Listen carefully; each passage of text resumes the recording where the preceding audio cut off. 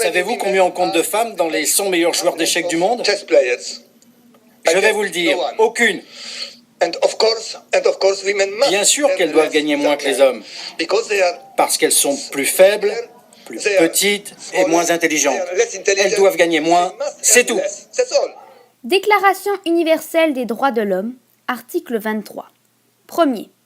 Toute personne a droit au travail, au libre choix de son travail, à des conditions équitables et satisfaisantes de travail et à la protection contre le chômage. Deuxième. Tous ont droit, sans aucune discrimination, à un salaire égal pour un travail égal.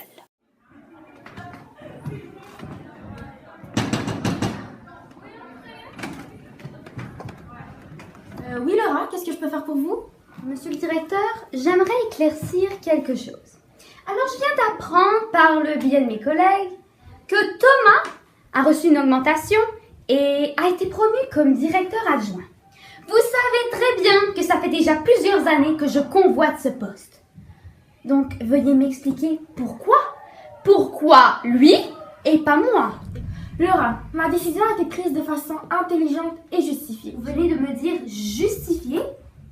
Non mais c'est une blague, j'espère. Donc, vous considérez que votre décision est justifiée. Donc, expliquez-moi les raisons, ces soi-disant raisons qui vous ont porté à prendre cette décision et avoir cette illumination du siècle. Il faut me comprendre, Laura. C'est vous qui devez vous remettre en question sur ce que vous n'avez pas fait. Me remettre en question sur quoi? Mon ancienneté, ça fait environ 7 ans que je travaille ici dans cette compagnie. Ne vous suffit-elle pas? Ma détermination, mon courage, mon désir de réussir ne sont-ils pas suffisants? Et mon travail n'a-t-il pas toujours été remarquable? Laura, désolée, mais ce poste et cette augmentation reviennent de droit à Thomas. C'est mon choix, c'est moi qui décide. Laissez-moi rire. Thomas, ce Thomas que je connais, qui est arrivé il y a environ 7 mois, a droit à une augmentation? Alors que déjà, à la base, mon salaire est inférieur au sien? Vous devez comprendre où est votre place dans cette société, Laura. C'est comme ça et ça restera comme ça. Ma place? Non, mais vous vous foutez de moi, j'espère.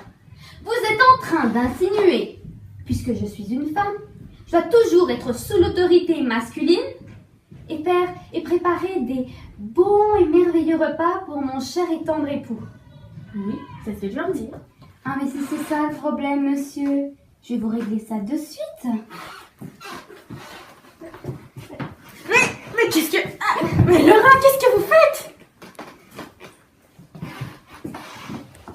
Oh, monsieur le directeur, ou je devrais plutôt dire madame la directrice, vous avez utilisé le même stratagème?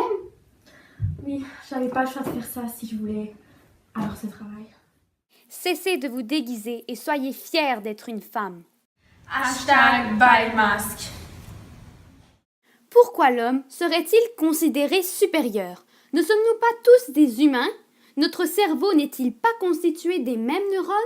Alors, qu'est-ce qui explique ces inégalités?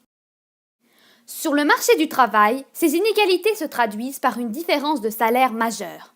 La femme est payée environ 25% de moins que l'homme pour un même travail donné. Une des causes importantes de cet écart salarial est la discrimination dite systémique. Les femmes ne sont pas considérées à leur juste valeur et leur rémunération en paye le prix. Il existe aussi une ségrégation professionnelle. Certains secteurs de travail, auparavant réservés exclusivement aux hommes, sont très peu enclins à recevoir des femmes. C'est ce que l'on appelle le plafond de verre.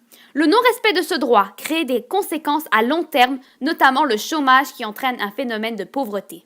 Les femmes représentent la majorité des chômeurs. Ces inégalités brimant la femme sont prises beaucoup trop à la légère. La société fait persister inconsciemment ce fossé entre les sexes, car ces différences n'existent pas que dans le milieu professionnel, mais se fait aussi ressentir au cœur même du foyer. La loi ne dicte-t-elle pas que toute personne n'est égale? Seuls les hommes faibles craignent les femmes fortes.